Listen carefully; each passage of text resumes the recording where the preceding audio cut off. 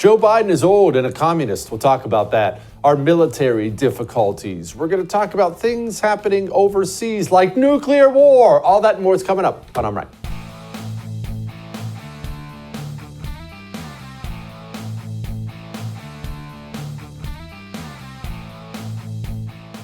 Okay.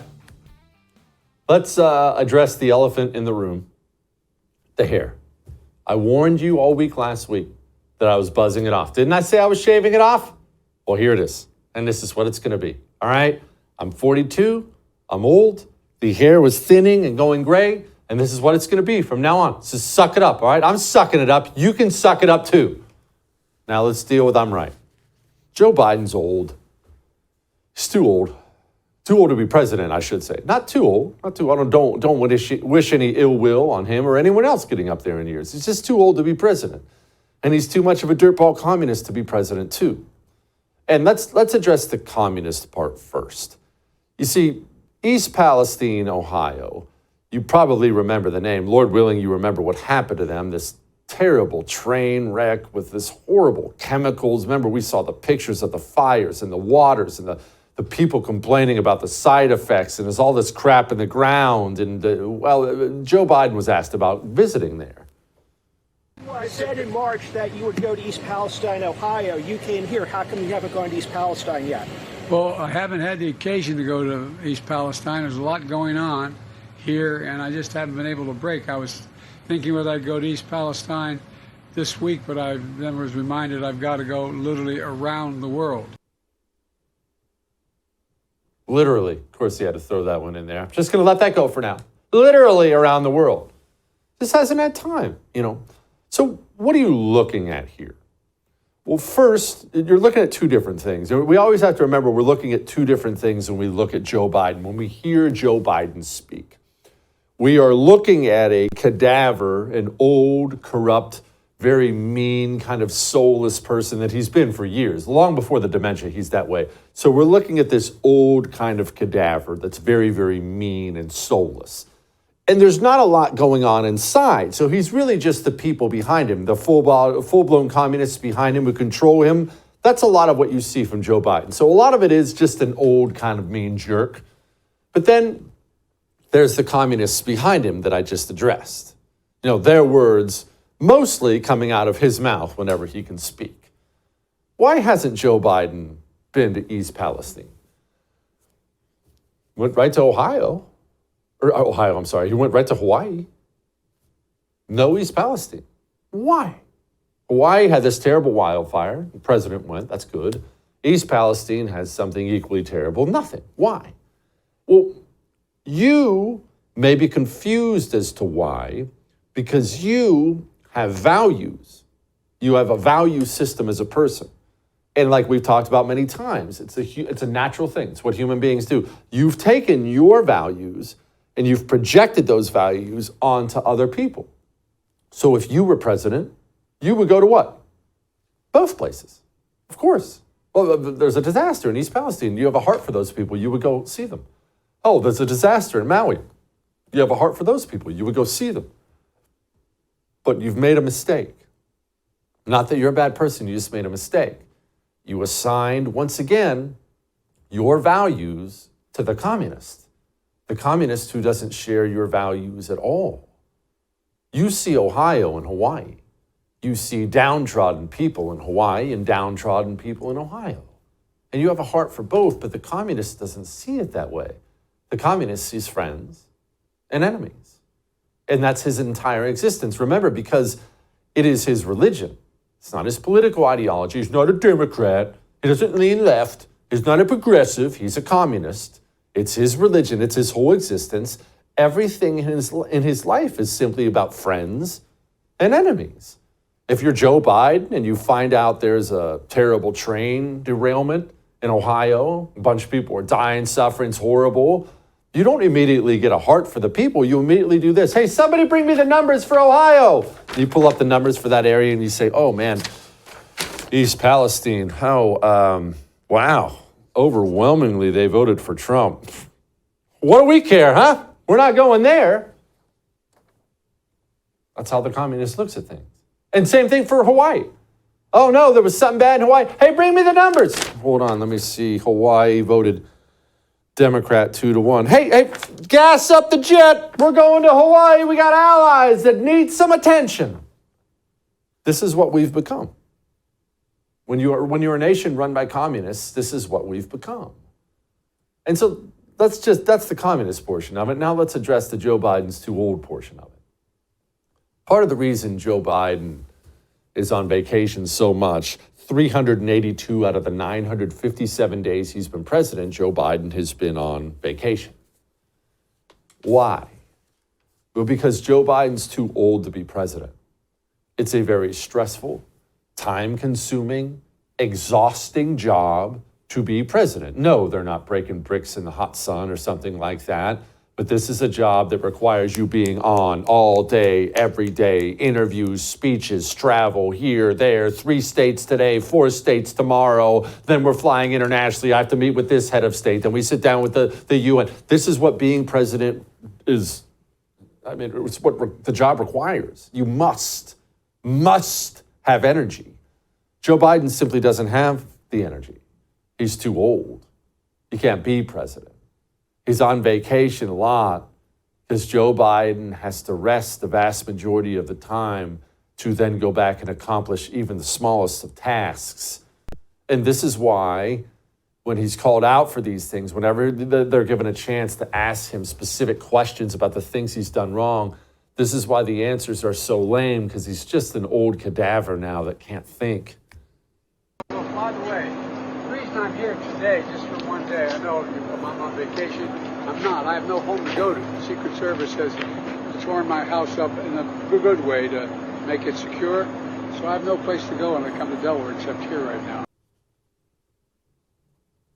He has no place to go.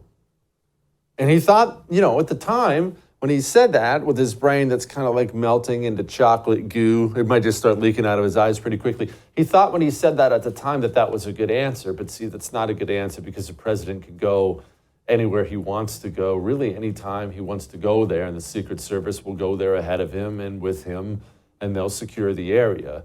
Joe Biden could be president without taking a single day of vacation, but Joe Biden can't do it because Joe Biden's too old. That's just the truth. We're led by a cadaver who's also corrupt beyond belief. Which brings me to one final point here. If I had a dictionary that was videotapes, and you could define this and define that. If I had to define low-T GOP, because that would be part of the Jesse Kelly dictionary, I would have this video of Ken Buck going on CNN with endless amounts of evidence pointing to Biden's corruption, claiming there's no corruption at all. Last month, you notably called impeachment talk a shiny object to distract from budget negotiations. What are you hearing about the impeachment inquiry conversation? So I think that my constituents back here, some of them want revenge, some of them want retribution, and others want to get over this and they want to move on and solve the problems that we face in this country. But we'll see what happens with this. Obviously, we're not at the point where we're ready to offer evidence of impeachment, but rather just to start an inquiry into whether impeachment is appropriate. Yeah, I'm still not quite sure what crime Joe Biden is to have committed.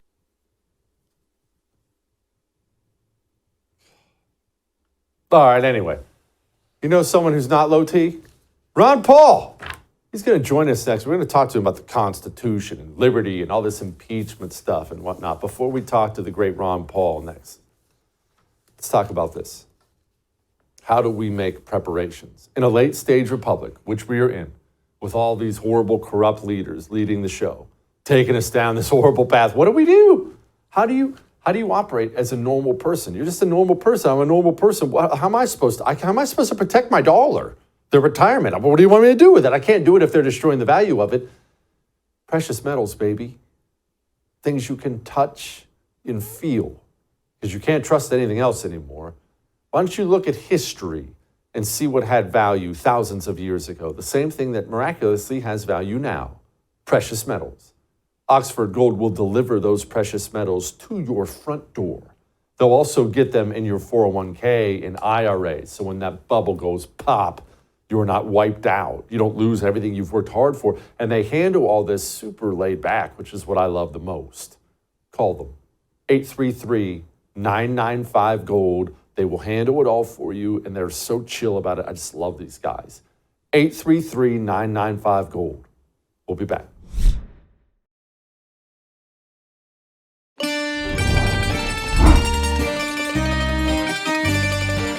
So, if you look at all the information we've been able to gather so far, it is a natural step forward that you would have to go to an impeachment inquiry. And just so your viewers understand what that means, that provides Congress the apex of legal power to get all the information they need. They just continue to take orders from Donald Trump, their puppet master in chief, who has directed them to persecute and to go after Joe Biden, which may take the form of an illegitimate impeachment inquiry. Okay. McCarthy's doing his thing as Speaker of the House. Hakeem Jeffries, very capable man. Don't discount him. He took right over for Grandma Vodka, and he'll be there for a long time. He's doing his talking points. I don't even know how I feel about all this impeachment stuff, other than I want to see it happen. Joining me now, Dr. Ron Paul, of course, former Texas congressman, host of the Ron Paul Liberty Report. Okay, Congressman, I don't even know if I care or not about impeachment. I want him to do it, but we don't gain anything from it. He's not going to be convicted in the Senate, even if he was. We just have Kamala Harris. So I don't know that we gain anything tangible, but it's probably necessary for them to think at least we'll do it too.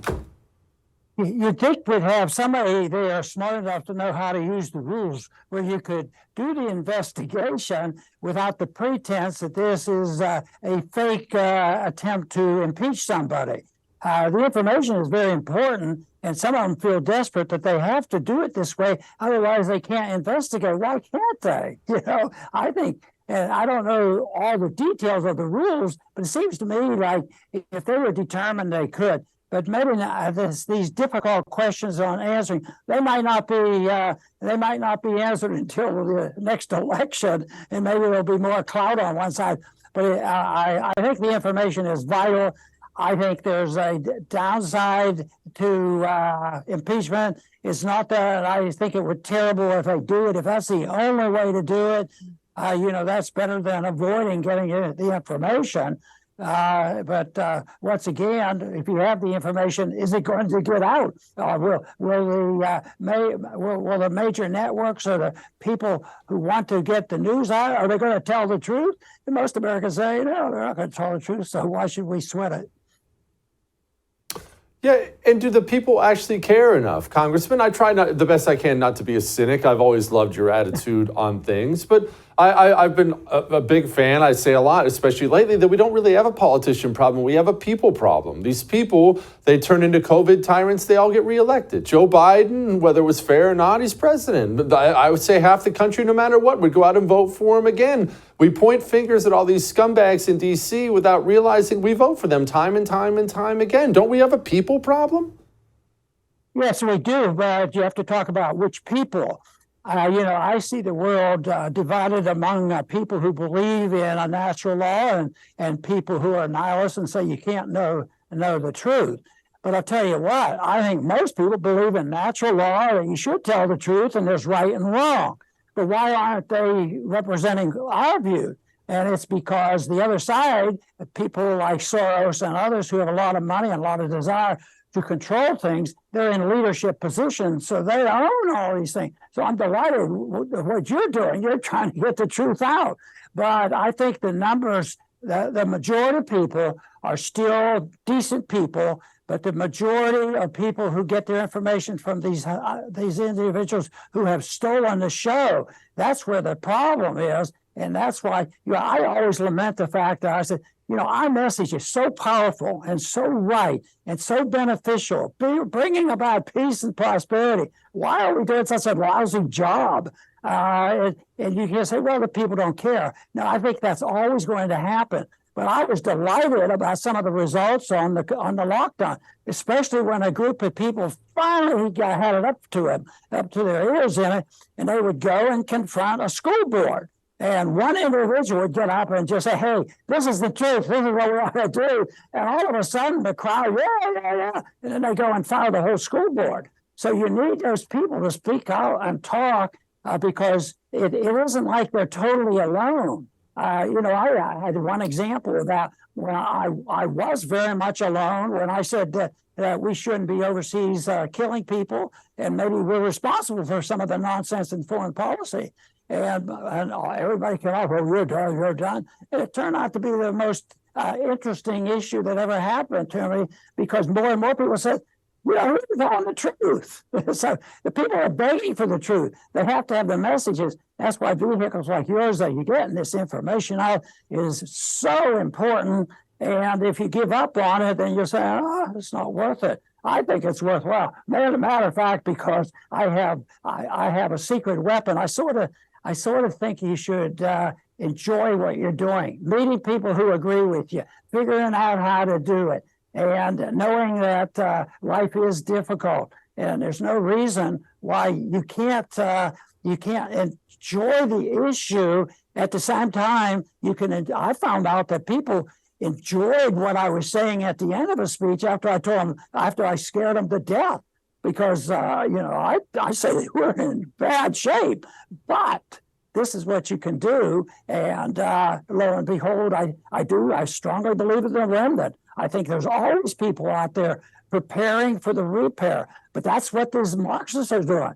They're preparing, but they're in there and they've already gained the control, and they're in the Department of Justice and our educational system, our medical system, and they have an announcement. But people one by one, it was said once that people go mad in herds, but they only recover one at a time. Well, I'm satisfied to see one at a time. So if I had a congressman, I strongly also believe that you can't wring somebody's neck and grab and say, why are you such a jerk? Why don't you do that? No, I don't believe in that. But if you're knowledgeable, they're going to come and ask you questions. And lo and behold, I had 3 members of Congress actually asked me a serious question. I was a holy man, because they were so far removed from the understanding of liberty and what it means, and they all took the same oath of office, to obey the Constitution. At the same time, they didn't believe in any of it. And even now, what percentage of them really know and understand it? There's not too many. But they're out there, and what we have to do is present the issue to them, give them a chance, and give them a little bit of hope that it's possible. Because I don't want to, I'll never throw up my arms and say the end, because none of us know what's going to happen tomorrow, or the next day.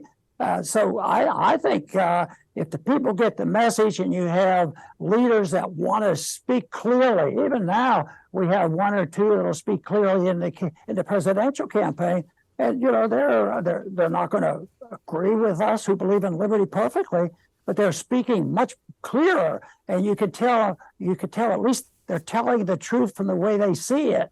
So that's what we have to encourage. It's a tough fight, though. I understand that. It is. And is it possible to get back to a constitutional society, which everybody wants, when one side, it's not that they ignore it, they just hate it. They know it's there. They know what it says. They have no use for it whatsoever. So they try to destroy it every day. How do I get back into a constitutional society when I share a home with people who have no regard for it whatsoever? Well, you have to do what you can, and people ask me precisely after speeches, what will she do? What do you want me to do? I say, if you agree with the issues, you just have to find something to do, because everybody has talents, and some people would do one thing. Some people get foolish enough to run for Congress, and things like that. And so it has to be done, but it should be understood that doesn't mean that there's going to be a conversion of everybody at one time. So I think that the opportunity is there. As far as when are they ever going to be constitutionalists? The current Congress we have here, other than maybe the 10 or 15, aren't going to be constitutionalists. It's not a relevant idea. That's why people say, how did you stand living with those people and talking to those people? Well, I just didn't pay any attention to them, and I had low expectations. They weren't going to listen to me. So the 3 or 4 that did would. So, but somebody outside of Washington, I found out that I had a couple people listen to me, and I had a couple congressmen change their minds about this. Yes, the being alone is a tough deal, but I think that's the way it is all the time. I just don't think, matter of fact, if it was just somebody could turn the switch and everybody's turned on, but no, the average person, but you have to have a consensus by the people. The government does reflect the people, and I think that's what you see and you're frustrated with. The people are going along with it, but they aren't the people that are directing the issues. The issues have to be directed when you have a freer society. And right now, I said when I left Congress, the greatest threat to us is the violation of our First Amendment rights. Because if we have our right to speak out and reach people, which we still do, I still have my program, but you have your chance to talk. I said, it's still there, and it's up to us. I always lament the fact, how come we're not doing a better job? I mean, we have a powerful message, and it's mainly because people are overly rigid, and they do get addicted. The welfare warfare state, it's not people on food stamps and living in the streets. That's part of it, but it's those corporate organizations and the military-industrial complex, the pharmaceutical companies, and all these people. And now I think that right now the conditions are really tough, but they're going to change. So I don't think the collapse is coming. Collapse are coming. And the classical or the cultural Marxists, they say that's good. It gives us a chance to build our ideal social system. And I say, good. It's about time that our freedom issues come alive once again. And there's a lot of organizations. You take the education done by the Mises Institute over the last 30, 40 years. It's fantastic. So they're out there. They're out there. We never had enough money or enough people as a Soros, but they're on the wrong side of the issue. Their system is coming apart, and ours will be sustained. Truth and proper living. It's been around a long time, but we have to become more active. And I boil it down to I believe I'm more involved in education than I am in thinking that, I could be a good politician. No, and that's why I have a homeschooling group, because I think that's competition. So, and you get people, and more people there, even now people say, the homeschooling group, they're all going back to government schools now that the COVID lockdown is over. I don't think that's going to be the case. There's stories now that show that they're not happy with it, and they're looking for alternative education.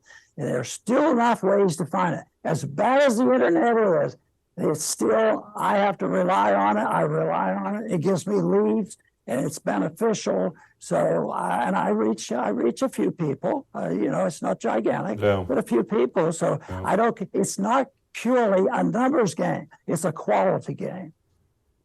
Yeah. Congressman, thank you so much. Please come back soon. I appreciate you very much. Thank you. It's not just COVID lockdowns they want. It's climate lockdowns they want. Climate lockdowns they're already starting to implement in places. You heard about these? We'll get to those in a moment. Before we get to that, let's get to this. There is plenty to be stressed out about right now. We watch the news. I do the same thing you do. I wake up in the morning, I roll over, and oh my gosh, the world's on fire. Same thing, I know. What do we do? Look, if you struggle to maybe knock off at night, got all the world's problems flowing through your brain and how to solve them, may I suggest CB Distillery, cbdistillery.com, because what they have there, the thing is when you take something to sleep, almost always you wake up the next day and you're half dead, groggy, you're miserable still. I love CBD because CBD, these little gummies, best night's sleep ever. You wake up feeling like $1 million. If you have pains, joint pain, I just did lunges today, which are the worst. And when I wake up tomorrow and I can't get up, I'm going to take this little CBD roll-on and I'm going to rub it on there. Anyway, it's all at cbdistillery.com. And everything's 20% off. The relaxation gummies, sleep gummies, CBD roll-on, the best, without destroying your liver. cbdistillery.com, promo code Jesse Gets you 20% off. We'll be back.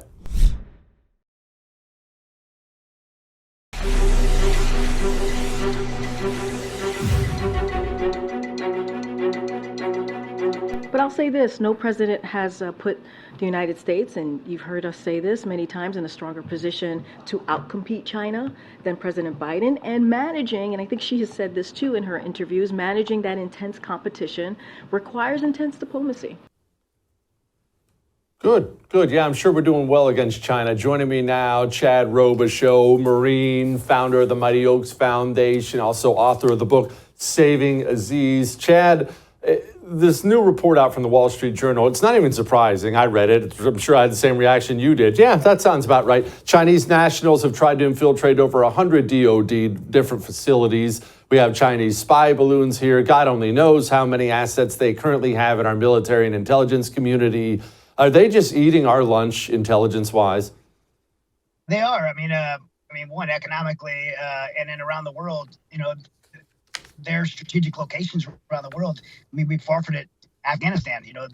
We forfeited the most strategic place in the globe between Iraq, Iran, Russia, and China. And anybody that doesn't believe that President Biden gave that to China is out of their mind. I mean, this is, and then you got this our southern border. You have military-age males coming across the southern border without any women or children, just walk across the southern border in our country. I mean, this isn't politics. Everybody keeps putting this as politics. This is national security, and people need to put their politics aside and really realize what's happening here. Chad, talk about giving Afghanistan to China. For those who don't understand, what are you talking about? Yeah, well, I mean, the American public had been sold this lie that we were in an endless war, 20-year war. We had to leave. We had to get America's sons and daughters home because they were dying. That was so untrue. I mean, look, we have military contingents all over the world. We had at one point in President Trump's term, he had 2,500 troops there. During the evacuation, we had 4,000 troops there. I can name 12 places right now around the world that we have between 2,500 and 4,000 troops. Since World War II in Japan, we still have 80,000 troops. Since World War II in Germany, we still have 40,000 troops. We have 35,000 troops in South Korea since the Korean War, keeping North Korea from coming across the 38th parallel. It's strategically important to the United States national security and to the world that America has these contingents around the world, not to stay in war, but to prevent wars. And President Biden's generals, his intelligence leaders, his 12 diplomats on the ground that sent the descent cable from Afghanistan, which they tried to hide from us, only with Congress forcing them by subpoena and by holding Secretary Blinken in contempt, did we find out about these descent cables. All of them advised the president the same thing. Do not withdraw from Afghanistan, especially in this way. He chose to do it anyway. Forfeit Afghanistan, sold out our allies, made the world a much more dangerous place, killed Americans, left behind Americans, had our allies killed. But most importantly, he left the strategic location of Afghanistan, again, between Iraq, Iran, Russia, and China, and handed it over to our enemies. And now China has Bagram Air Force Base, which we know they occupied it, $85 billion in equipment, the trillions of dollars in mineral rights in the lithium from the Hindu Kush and Himalayan mountains, as well as being able to buy sanctioned oil from Iran and move it across Afghanistan. China wanted us out of there, and President Biden accommodated. Talk about leaving our allies behind to die. Who do we leave behind? We had 80,000 Afghan warriors our wartime allies who fought behind us, but who fought beside us for 20 years. Those like Aziz in my book, Saving Aziz, who I did 8 deployments with, saved my life on the battlefield multiple times. He was awarded from Congress for saving the lives of 4 Navy SEALs on a recovery operation that we did. These guys, fought, bled, and died alongside of us for 20 years. And we made them a promise. So this isn't even an opinion. We made them a promise that if they served and filled the contract with us, they would not leave them behind, that they'd have a path to citizenship through the SIV program from 2009. We not only filled in that promise, but when we left Afghanistan, we abandoned our allies and left them there. And they're being systematically hunted down by the Taliban right now and being slaughtered for their service to America.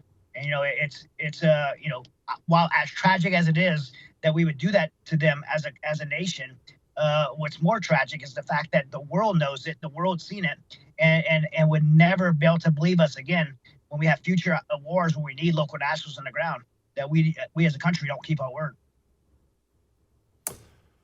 Speaking of other nations, we have sensitive documents from the Biden administration. They keep showing up in the freaking newspapers in Iran. How compromised is the federal government? My goodness, Chad. Yeah, some of this stuff is you can't even make it up. Like I mean,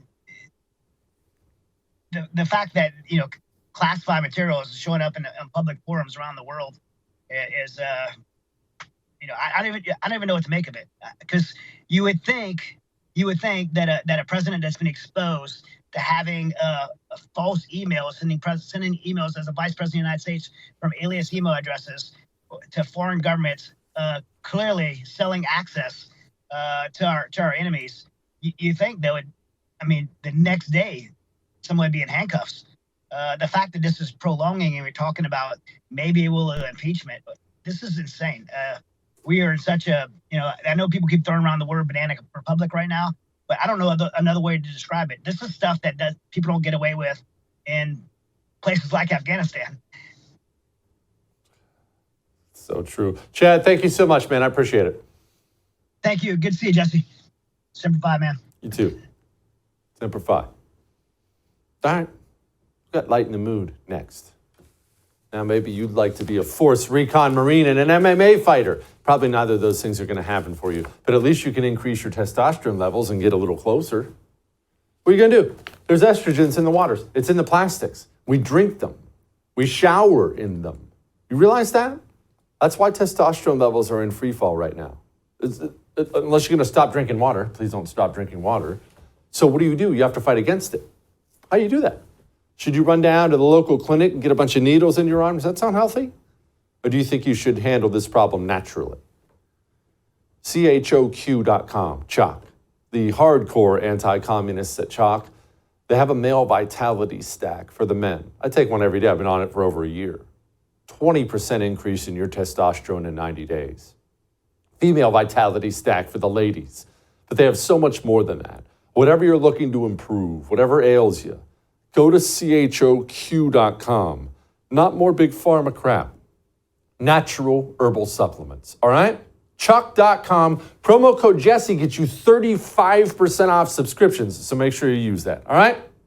We'll be back.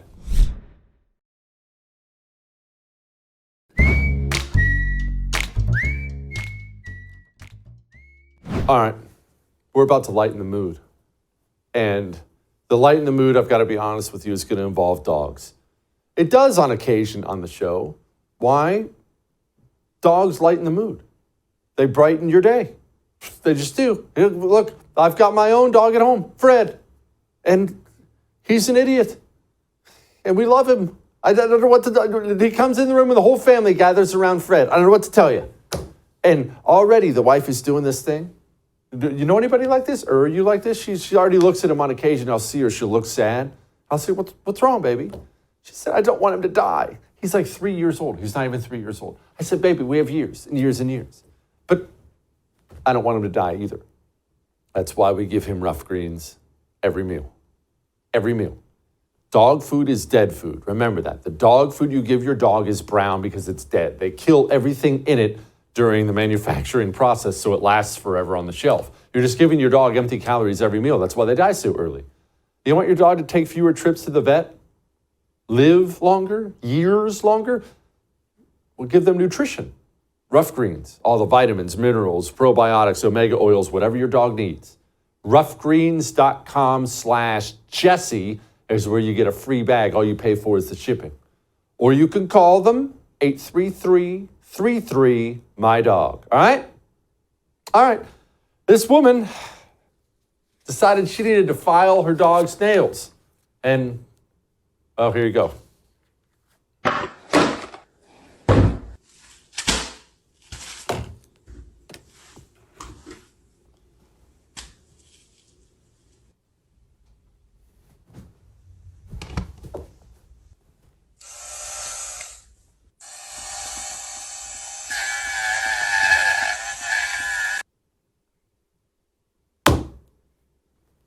That's brilliant. I'll see you tomorrow.